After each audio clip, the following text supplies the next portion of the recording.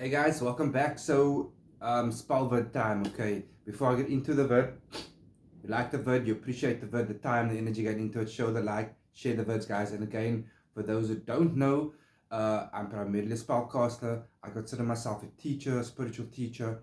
I offer spell work, obviously, and I like to do it one-on-one with the clients. So if you get in touch with me, it's very private, it's very personalized for best results with the spell, and I teach you what you have to do as well. So if you've ever taken a spell work out before, guys, and the practitioner has never given you something to do with regards to the spell on how to receive it, I say don't go forward with it. Give someone else a shout who speaks truth, who speaks knowledge. My tarot readings, which I do invocation style, my chaos magic course, which is out there, and of course my consultations, which we can cover. It's a huge umbrella, guys. Chat about your case, pick my brain, chat about life, energy, entity, creation, all of that stuff, all that good stuff, okay? So this spell is a relationship strengthening spell. It can be used for a romantic relationship or a platonic relationship. Either way, you will only have to change two things: one of the candles and the intent. That's it. Okay, so for argument's sake, let's start it off as a love strengthening spell.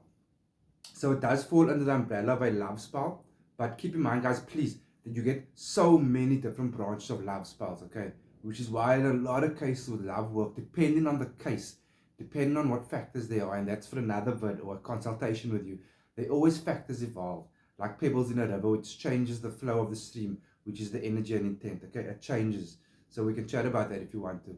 But in a let's say, in a pretty decent setting, it's a relationship strengthening spell. You guys are together, things aren't so great. We do a relationship strengthening spell. Not the many other kinds, but we start with a relationship strengthening spell. And sometimes, yes, we have to do another two or three different angles again, like I said, because of the factors, what I refer to as pebbles in the flow of stream, which is energy, changes courses, we have to manipulate it, okay? So, very simple setup for this one. The main things is, yes, the materials you're going to use, I always say it's about 40%, right? The sigil adds another great percentage to it. Your energy is what boosts it, okay? And the communication. Any successful spell, or even any successful attempt at a spell, has to cover the three forms of communication. Now, I'm giving you guys a fuck ton of information here, just for free, just for it. So if you ever need my services or pick my brain, give me a shout, okay? You always have to cover the three forms of vibrational communication, which is written, verbal, and mental. It's all sending the same message, but in different tones. You have to cover each one, okay? So, into the spell, what we're going to need. Let me grab my notes for you guys. Relationships and spells. Firstly, start with this sigil. I'll hold up there for a while. Keep that sigil in mind, or pause, or rewatch, okay? You can draw them multiple times if you want to around the altar area, that's fine. And behind each sigil, you're going to put your name and the target's name or the other person's name, okay? And write there whatever. Our relationship is healed, our relationship is alive, our relationship is getting stronger and stronger, our relationship is maintaining its wonderful strength and momentum, so forth. Full names, DOB, location, okay?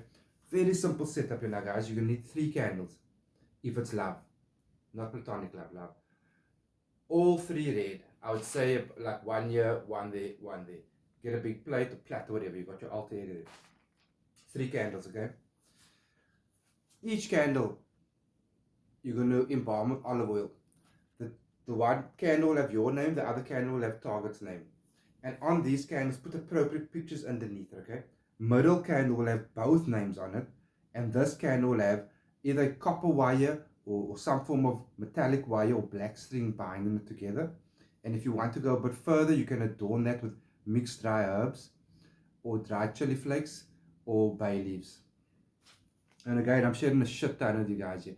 But again, I know, and I'm sharing this with you guys to practice this because I feel everyone is entitled to learn and to understand their occult, the hidden secret knowledge.